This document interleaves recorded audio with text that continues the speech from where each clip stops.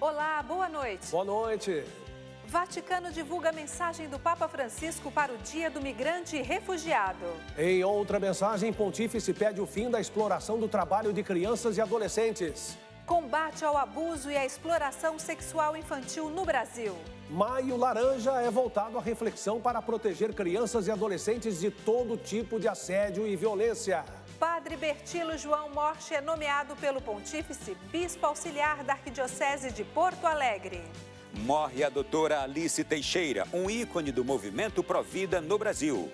Chegada do frio aquece a solidariedade. Conheça o grupo que tece mantas de lã para doar a quem mais precisa.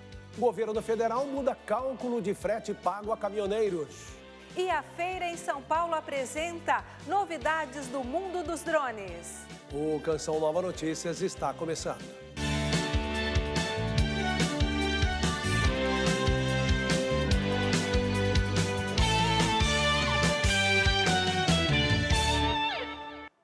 O Vaticano apresentou hoje em coletiva da imprensa a mensagem do Papa Francisco para o Dia do Migrante e Refugiado. No texto, o Santo Padre afirma que construir o futuro com os migrantes e os refugiados significa também reconhecer e valorizar tudo aquilo que cada um deles pode oferecer ao processo de construção. O tema escolhido pelo Pontífice foi a construção de um futuro melhor, junto com estes irmãos sofredores. A mensagem para o 108º Dia Mundial do Migrante e do Refugiado, que acontecerá no dia 25 de setembro de 2022, foi divulgada pela Sala de Imprensa do Vaticano. O texto redigido pelo Papa Francisco é destinado a todos, mas sobretudo aos jovens. Segundo o cardeal Francesco Montenegro, o pontífice exorta a nova geração com palavras de encorajamento. Se queremos cooperar com o nosso Pai Celeste na construção do futuro, façamo-lo juntamente com os nossos irmãos migrantes e refugiados. Não podemos deixar a responsabilidade das decisões que precisam ser tomadas agora para as gerações futuras. É preciso que hoje se realize o projeto de Deus para o mundo e que assim venha seu reino de justiça, fraternidade e paz. De fraternità e di pace. O subsecretário do Dicastério para o Desenvolvimento Humano Integral, Padre Fábio Baggio, destacou que o Papa Francisco faz ampla referência à visão profética do livro bíblico de Isaías, na qual a chegada de estrangeiros é apresentada como uma oportunidade de enriquecimento social e econômico para a Nova Jerusalém. E enfatizou que a história nos ensina que a contribuição dos migrantes e refugiados tem sido algo fundamental para o crescimento social e econômico. E também hoje continua sendo assim. E sem dúvida este é um grande potencial que deve ser reconhecido e valorizado. Nella quale l'arrivo degli stranieri è presentato come una opportunità di arricchimento. O responsável no dicastério pelo setor dos migrantes enfatizou ainda que está claro na mensagem de Francisco que os migrantes e refugiados católicos são uma verdadeira bênção para as igrejas locais, pois lhes permitem viver mais plenamente a catolicidade com suas expressões de fé e devoções, e eles também contribuem para tornar a experiência comunitária ainda mais bela. As profundas palavras de Francisco são concluídas com uma oração que segue a tendência simples de São Francisco de Assis. Senhor, fazei-nos portadores de esperança, para que onde houver trevas, reine a tua luz. Regni la tua luce. Segundo dados recentes, cerca de 281 milhões de pessoas, ou seja, 3,6% da população mundial, são refugiados ou migrantes. E este tema é há bastante tempo um assunto de grande importância e atenção para a Igreja. O primeiro Dia Mundial para os Migrantes aconteceu em 1914 e foi instituído pelo Papa Pio X. Um vídeo de apresentação também foi divulgado juntamente com a mensagem do Papa para esta ocasião. Eu acredito que o melhor modo de construir juntos um futuro melhor é respeitando as diferenças e acolhendo o próximo. O Papa Francisco pediu hoje o fim da exploração infantil. A mensagem foi enviada aos participantes da 5ª Conferência Global em Durban, na África do Sul, que trata da eliminação da exploração do trabalho de crianças e adolescentes. A mensagem foi apresentada pelo núncio apostólico na África do Sul, Dom Peter Brian Wells, que deu voz à preocupação do Papa Francisco. de que esta é uma tragédia agravada nos últimos anos pelo impacto da crise global da saúde e pela difusão da pobreza extrema em muitas partes do mundo. O Santo Padre exortou a comunidade internacional a adotar medidas firmes, conjuntas e decisivas para restituir aos pequenos a vida da qual têm direito. O pontífice afirmou: a pobreza é a mãe de todas as explorações, e lembrou de crianças obrigadas a trabalhar na mineração, a percorrer longas distâncias em busca de água e a realizar trabalhos que as impedem de frequentar a escola, além de crimes como a prostituição infantil. A Santa Sé e toda a Igreja ressaltam que a medida com a qual se respeita a dignidade humana inata e os direitos fundamentais dos pequenos expressa que tipo de adultos somos e queremos ser, e que tipo de sociedade queremos construir. De Roma, Túlio Fonseca para o Canção Nova Notícias. A Igreja no Brasil ganhou nesta terça-feira mais um bispo. O Papa Francisco nomeou o padre Bertilo João Morsch como bispo titular de Bavagaliana e bispo auxiliar na Arquidiocese de Porto Alegre, Rio Grande do Sul. Padre Bertilo era vigário-geral e pároco da Catedral da Arquidiocese Gaúcha de Santa Maria. Mestre em Direito Canônico pela Universidade Lateranense de Roma, Padre Bertilo tem como lema ser tudo com todos por amor ao Evangelho, extraído do capítulo 9 da primeira carta de São Paulo aos Coríntios. O movimento em favor da vida no Brasil tem ganhado novos profissionais das mais diversas áreas. Eles se unem em uma luta muitas vezes árdua e incansável. Hoje, esses velhos e novos amigos estão de luto pela perda de uma figura ilustre desta batalha. Vamos a Brasília porque Ronaldo da Silva tem mais informações. Boa noite, Ronaldo, bem-vindo. Olá, boa noite para você e boa noite a tanta gente que nos acompanha. É um dia de pesar este. Foi sepultado hoje, em São Paulo, o corpo de uma das maiores cientistas do país e grande mulher de fé. Doutora Alice Ferreira Teixeira impactou a educação, o mundo jurídico, bioético e eclesial na missão de salvaguardar a vida humana e sua inegociável dignidade desde a concepção. O direito à vida, uma garantia fundamental prevista no artigo 5º da Constituição Federal Brasileira. Entre os seres frágeis de que a Igreja quer cuidar estão também os nascituros, os mais inocentes. Como reforça o Papa Francisco, um ser humano é sempre sagrado e inviolável, em qualquer situação e em cada etapa do seu desenvolvimento. E dentre tantas tentativas e projetos que atentam contra a dignidade humana, há também os defensores da vida, com a belíssima missão de cuidar e proteger daqueles que ainda não têm voz. Doutora Alice Ferreira Teixeira, médica e professora da Universidade Federal de São Paulo, PhD em Biologia Molecular, dedicou seus estudos contra o aborto e o uso de células-tronco embrionárias, junto ao Judiciário brasileiro. Essas células têm potencial para se tornar uma variedade de tipos celulares, de qualquer órgão ou tecido do organismo. Porém, durante as pesquisas científicas, elas são destruídas. Mas a vida não pode ser manipulada, nem mesmo em seu estágio inicial. Ela teve uma atuação importantíssima nos debates relativos ao projeto de lei que veio a se tornar a Lei 11.105 de 2005, que é a atual Lei de Bioética. Uma vez questionada, a doutora Alice respondeu, abre aspas, se o embrião humano é um ser humano, uma pessoa humana, eu não posso matá-lo, destruí-lo, nem mesmo para utilizar em pesquisas. A professora se colocou intransigentemente contra esse tipo de atuação por entender, baseada nos clássicos livros de embriologia, que o desenvolvimento do ser humano inicia-se a partir da fecundação. Como católica convicta, a ciência e a fé fizeram parte de seu cotidiano.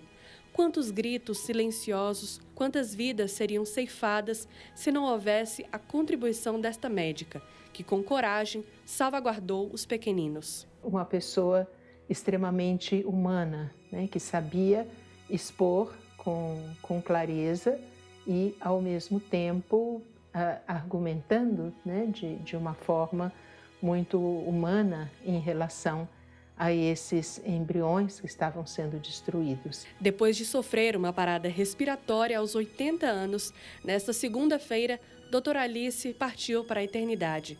E além de seu trabalho como legado, deixa aqui também a gratidão e a admiração de famílias e companheiros de missão. A sua fidelidade na busca da verdade, na busca do bem, na busca da verdade na ciência e na fé, reconhecendo, agradecendo por tudo que fez e pedindo que reze muito para nós conseguirmos dar conta da missão.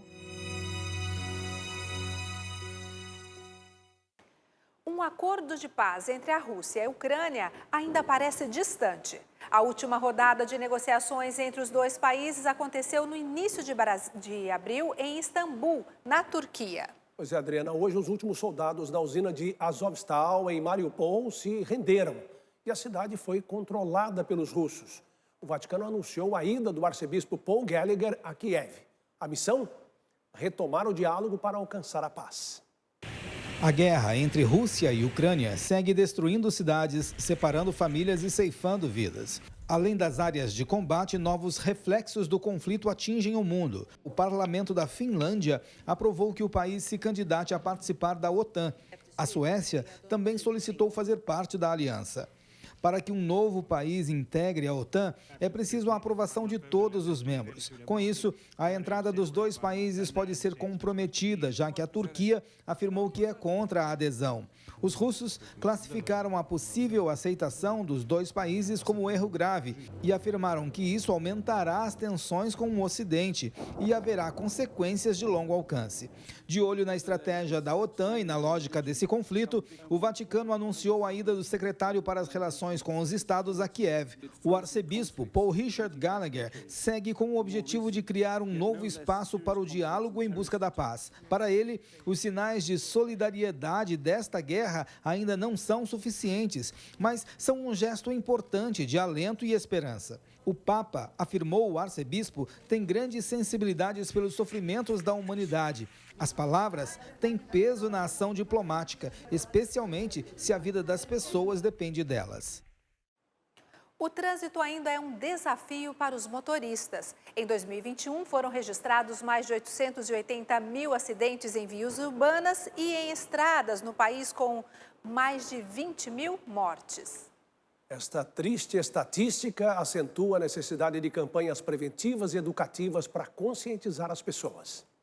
No último fim de semana, somente na região metropolitana de Belo Horizonte, o Corpo de Bombeiros atendeu mais de 80 chamadas de acidentes de trânsito. No estado, foram 287 ocorrências.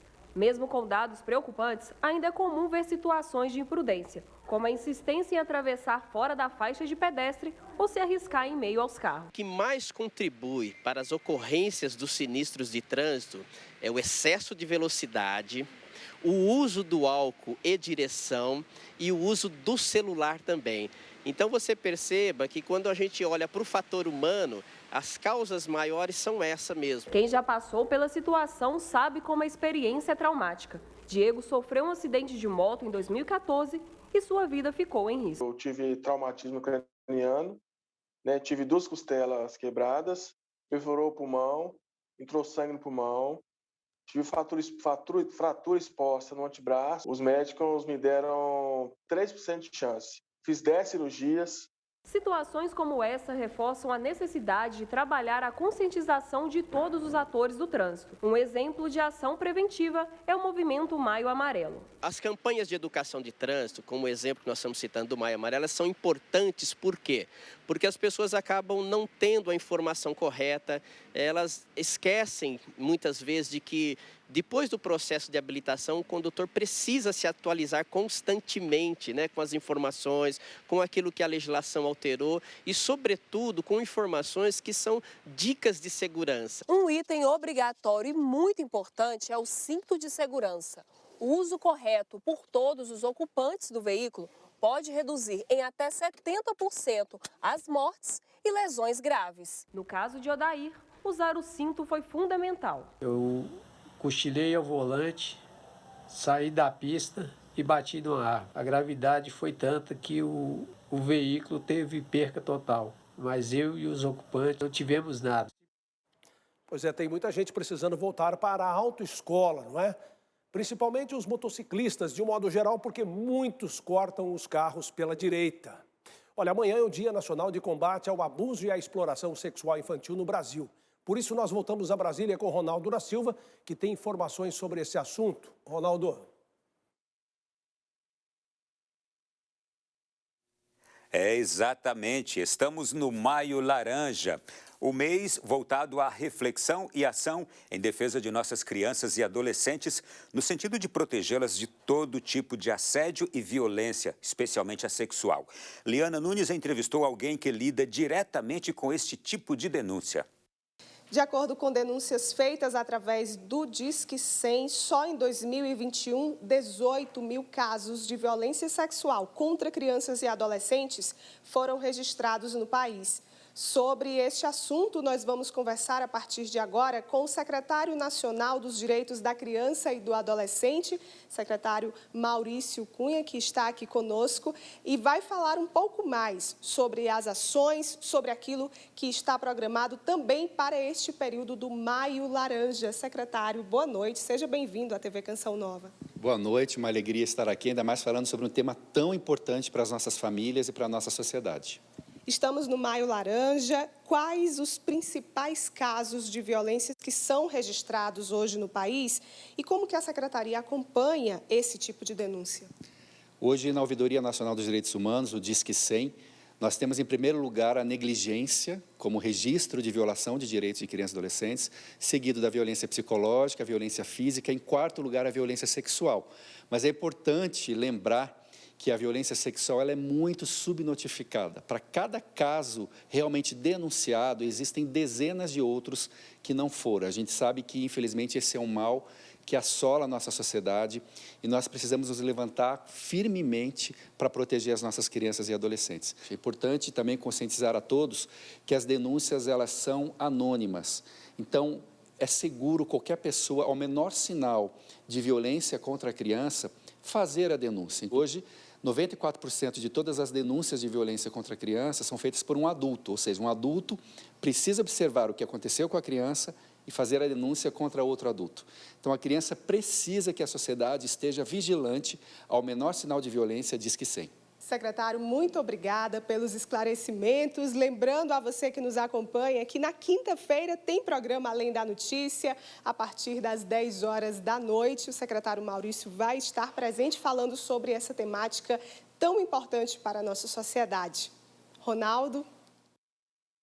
Obrigado, Liana. Vamos defender a infância, esse momento tão lindo da vida. É uma missão de todos nós. E o presidente Jair Bolsonaro editou hoje uma medida provisória que altera a lei que trata da tabela do frete pago a transportadores de carga. O novo cálculo do frete leva em consideração fatores que vão desde a remuneração do motorista a gastos com seguro e despesas com combustível. Segundo o Ministério da Infraestrutura, a medida estabelece que a Agência Nacional de Transportes Terrestres, a ANTT, realize revisões sempre que o preço do diesel oscilar em 5%. Até então, a Lei 13.703, sancionada em 2018, determinava que essa revisão fosse feita sempre que houvesse aumento igual ou superior a 10%. A tabela de fretes apresenta aos caminhoneiros valores mínimos de referência para o transporte de cargas, levando em consideração alguns fatores, como remuneração dos motoristas, gasto com seguros e despesas com combustíveis. Além dessa revisão extraordinária, que depende da variação do diesel, a ANTT, por lei, já realiza revisões semestrais no valor dos fretes cobrados no Brasil. Em comunicado, a Secretaria-Geral da Presidência da República prevê que a mudança amenize o impacto da alta do combustível no setor de transporte rodoviário de carga. De Brasília, Aline Menezes para o Canção Nova Notícias. Nós ficamos por aqui e amanhã estaremos de volta falando sobre a Agro Brasília, um dos maiores eventos da agropecuária do país. Boa noite a todos. É com vocês aí no estúdio. Boa noite para você, Ronaldo. Muito obrigado. Olha, inaugurada hoje no estado de Sergipe a duplicação de um trecho da BR-101, considerado um dos mais perigosos da região, e também a conclusão dos acessos à ponte do Rio São Francisco. O presidente da República, assim que desembarcou aqui no aeroporto de Aracaju, foi direto de helicóptero até a cidade de Propriá, que fica na região norte de Sergipe, uma cidade ribeirinha nas margens do Rio São Francisco. Lá, Jair Bolsonaro participou da inauguração de um trecho da BR-101 que foi duplicado. Esse trecho fica entre as cidades de Capela e Propriá. E foi importante essa obra porque, segundo os motoristas, havia muitos acidentes nessa região por causa do estreitamento da pista. Foram 12 anos de espera por essa duplicação. Informou de Aracaju, Cleverton Macedo, para o Canção Nova Notícias. Vamos falar sobre tecnologia? Em São Paulo está a Adelita Stoebel, que traz para a gente os detalhes sobre uma feira muito interessante que está acontecendo em São Paulo. Vamos lá com a Adelita, porque, olha, tem drone de todo jeito por lá. É uma super tecnologia. Adelita, é com você. Uma boa noite para você e para todos que acompanham o Canção Nova Notícias. Aqui em São Paulo, uma feira apresenta as novidades do universo dos drones. Nossa equipe foi conferir esse evento que começou hoje e vai até quinta-feira. Eles voam, filmam, vigiam. Os drones estão cada vez mais sendo utilizados por diversos setores da indústria e possuem regulamentação específica. E é isso que a Feira Drone Show em São Paulo vem mostrar. Então aqui nós temos drones para várias aplicações, para agricultura, para mapeamento, para inspeções, né? Então o evento tem essa capacidade de reunir a comunidade, as empresas que oferecem esses drones. Entre as novidades tecnológicas estão os chamados drones autônomos, que voam com comando de distância. As empresas podem fazer o monitoramento das áreas, basicamente de qualquer lugar. Neste estande, os alunos da Universidade Federal de Itajubá também mostram uma tecnologia desenvolvida por eles, o funcionamento de drone a partir do movimento das mãos. Aqui no evento hoje, a gente está apresentando 2 códigos principais que a equipe desenvolveram. O primeiro é do voo simultâneo com multidrones e o segundo é o de Gesture Recognition, onde o drone consegue automaticamente reconhecer um gesto que a pessoa faz e a partir disso ter uma determinada ação. E esse caso em específico pode ser amplamente utilizado no mercado, por exemplo, no setor militar. Neste local também acontecem outras 2 feiras. A Mundo Geo, que traz novidades sobre as geotecnologias, e a Space BR, que traz soluções e tecnologias vindas diretamente do espaço. Está com toda a parte espacial da Força Aérea, né? Então aqui nós temos dentro com o DCTA, que cuida da área de ciência e tecnologia, nós temos aqui o Instituto de Aeronáutica e Espaço. Com novidades destes setores, a feira mostra que conhecimento tecnológico pode ajudar e muito no desenvolvimento de diversas áreas. Com a chegada do frio, você vai conhecer uma iniciativa de um grupo de 100 pessoas que recolhe lã e produz mantas para aquecer os que mais necessitam. Ponto a ponto, essas mulheres vão tecendo a esperança dos que mais precisam. No começo era só a Andréia, depois vieram as amigas e hoje o grupo tem mais de 100 voluntários. Os novelos são doações. Cada uma vai confeccionando quadradinhos de tricô e crochê de 20 centímetros. Justamente porque os quadradinhos têm 20 centímetros. Isso daria uma referência para as pessoas que fossem fazer, de que elas deveriam fazer o quadradinho de 20 centímetros por 20 centímetros. Por quê? Porque naquela época a gente fazia muito pouco. Então eu juntava 3 quadradinhos meus com 4 de outro e aí ia juntando até chegar numa manta, né? Depois, esses quadradinhos de lã são transformados nessas mantas coloridas e bem quentinhas. E os itens já têm destino certo. Vão aquecer bebês. Ano passado, 1.500 foram beneficiados. E neste ano, a meta é atender 2022. Nós já fizemos até hoje 732. Nós estamos em maio. Eu acredito que vai dar tempo. Todo mundo trabalha junto, a gente se aquece fazendo, conversando, rezando. E o propósito, depois disso, é aquecer o bebê, aquecer a criancinha. Os beneficiados vivem em abrigos e hospitais. 150 mantas foram doadas a mães e gestantes em situação de rua, acolhidas no amparo maternal, graças ao auxílio das obras de misericórdia da paróquia Nossa Senhora do Brasil. É muito importante esse aporte e essa ajuda, porque realmente a gente está tratando de uma população muito carente e numa situação que tem muita necessidade. Elas recebem as cobertas e é uso diário, né, na casa. Nenhum cobertor aquece mais do que aquele feito à base de calor humano. É de grande valia para aquecer o nosso frio nesse inverno. Obrigada. A gente fica por aqui, deseja a todos vocês uma boa noite. Até amanhã. Até amanhã, Adelita. E vamos à previsão do tempo, porque as baixas temperaturas afetam o centro-sul do Brasil. Hoje, quem está conosco e traz as informações é Emerson Tercini. Boa noite, Emerson. Com certeza, Adriana. Boa noite a você, ao Reinaldo e a todos os que acompanham o Canção Nova Notícias. A chance de queda acentuada das temperaturas no sul e em áreas do centro-oeste e sudeste. Nos últimos dias já sentimos a diferença no clima e essa semana a situação pode se agravar.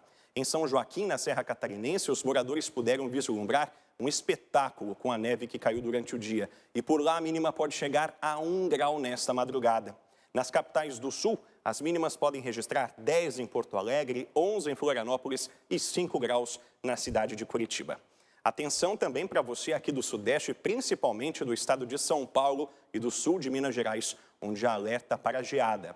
A massa de ar polar intensa avança na região e deixa as temperaturas baixas por todo o litoral, região metropolitana e Vale do Paraíba, com mínima que varia entre 6 e 10 graus. Em São Paulo, capital, mínima de 6, máxima de 15 e em BH, mínima de 9 e máxima de 19 graus. Aqui em Cachoeira Paulista, cidade do Vale do Paraíba, sede da comunidade Canção Nova, a mínima pode atingir, por exemplo, amanhã, 6 graus e a máxima 18. Alerta de geada também no leste do Mato Grosso do Sul. Com a atuação da massa de ar seco e frio, não há chance de chuva na região, mas a sensação de frio vai permanecer durante todo o dia. E para fechar a previsão de hoje, haverá chuva sobre toda essa área do norte e nordeste, que está em azul, por exemplo, mais volumosa, por exemplo, no Amazonas, Pará, Acre e também em Rondônia. Podendo chegar, por exemplo, os milímetros 36 no estado do Amazonas e 60 milímetros em Roraima. Eu volto com vocês. Olha, uma ação de cidadania está devolvendo a uma comunidade em Aracaju a oportunidade de frequentar uma praça pública sem ser incomodado por assaltantes. A ação do projeto Praça Viva estimula que moradores promovam as reformas necessárias neste espaço público, sem esperar pelas iniciativas das autoridades. O convite começa com um microfone e um alto-falante na bicicleta. Venha limpar a sua praça, cuidar desse espaço. Você que está passando de carro, você que está na porta, projeto Praça Viva. As intervenções acontecem desde março deste ano. Ao todo, são 12 praças beneficiadas no bairro Santos Dumont, que fica na periferia de Aracaju. A iniciativa é do Conselho de Segurança Local, que é formado por membros da própria comunidade. A intenção é convidar cada morador a contribuir com a limpeza e organização do espaço público. Seu Ailton atendeu o chamado, veio com a vassoura e ainda pintou o meio-fio dos canteiros da praça.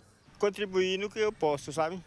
Eu contribuo com a bicicleta, com propaganda e contribuo também no que ele precisa, eu sempre estou ajudando ele. E trouxe a vassoura? E trouxe a vassoura para poder varrer. A ação do projeto Praça Viva acontece durante todo o dia. Na parte da tarde já havia muito mais gente. A Polícia Militar enviou um efetivo para garantir a segurança das pessoas, pois nessa localidade, se não fosse a presença da polícia, dificilmente haveria tanta gente na praça aproveitando o espaço com segurança. Além de fazer a limpeza, a manutenção do espaço, nós também fazemos o cultural, fazemos parcerias com empresas, com o serviço público, com a prefeitura e trazemos o dia todo de atividade na praça. Serviço de saúde, serviço de diversões, um parquezinho, um brinquedo para a criança brincar. Após o funeral da jornalista Shirin Abu Akleh, as igrejas cristãs de Jerusalém e o Hospital São José condenaram o uso da violência pela polícia.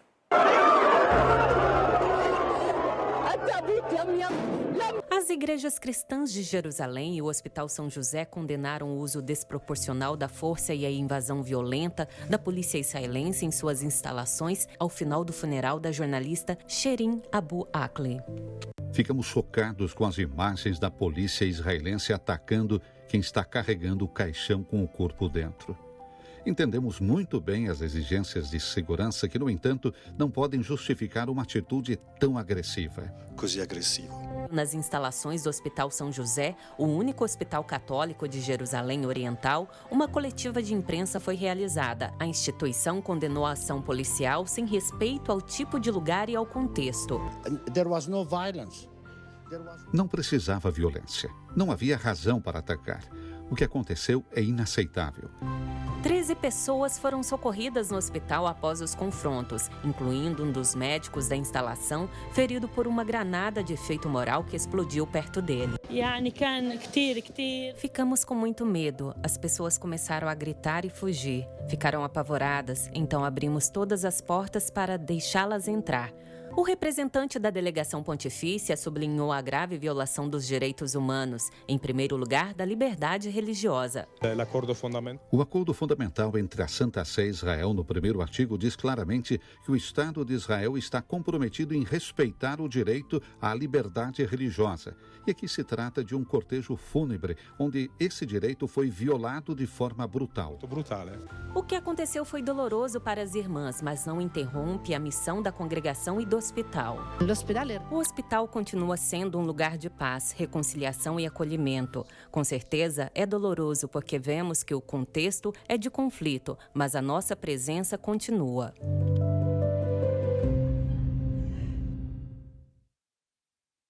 Vamos falar da campanha do projeto Dai-me Almas, porque o trabalho realizado na Casa do Bom Samaritano tem como foco doar amor e atenção aos que se encontram em situação de fragilidade e desamparo.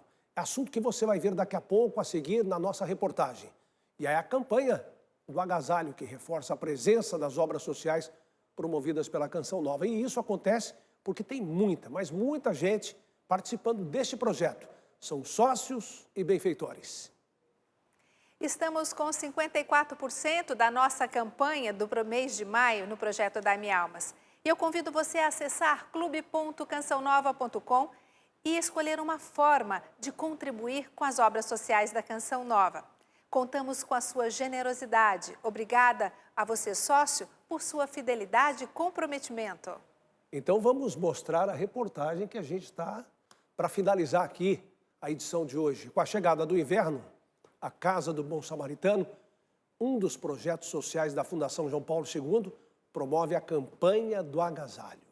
Este ano, a Casa de Acolhimento foi beneficiada com uma doação que auxiliará diversas famílias. Camisas, blusas de frio, sapatos fazem parte das inúmeras doações ao Bom Samaritano. A Casa do Bom Samaritano é uma das obras sociais da Canção Nova, com a missão de amparar as pessoas em situação de rua, prestando serviços de higiene pessoal, psicológicos e espirituais. Tudo isso para proporcionar dignidade às famílias em situação de vulnerabilidade. A Casa do Bom Samaritano ela atende pessoas em situação de rua de ambos os sexos, masculino e feminino. Mas também, em contrapartida, nós atendemos as famílias do município, né? Uma campanha organizada por uma agência bancária propôs aos seus colaboradores a realização de um projeto de arrecadar agasalhos para ajudar os mais necessitados. A gente elegeu a entidade do Bom Samaritano pela credibilidade, pela responsabilidade social que vocês têm com essas pessoas, pelo carinho, né? Que a gente entende o seguinte, que não é só doar, é acolher. Nós temos uma ação mais institucionalizada que chama One por Todos. E agora, nesse tema dos meses de abril e maio, foi a doação de agasalhos. Então, o Brasil inteiro está fazendo essa doação. A gente está muito feliz de estar aqui com vocês na Canção Nova. Além da Casa do Bom Samaritano, a Canção Nova também oferece atendimento social em outras áreas. Nós temos a área da educação, desde o ensino infantil até o ensino superior. Nós temos um centro médico Padre Pio, que faz cerca de 30, 40 mil procedimentos durante todo o ano. E na área da assistência social, o CAC, que é o Centro de Apoio Comunitário, o PROGEM, que é o Projeto Geração Nova, a Companhia de Artes e Esportes, que atendem também a população carente da nossa cidade e da nossa região. Formação integral do ser humano é a proposta da Rede de Desenvolvimento Social Canção Nova, que trabalha para formar homens novos para o mundo novo, promovendo ações que transformam vidas desde 2004.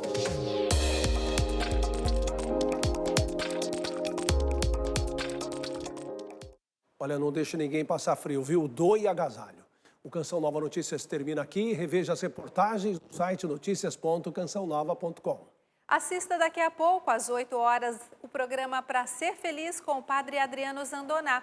Às 9h30 tem Gente de Fé e às 10h30 PHN. Uma ótima noite para você. A gente se vê amanhã. Boa noite. Paz para você.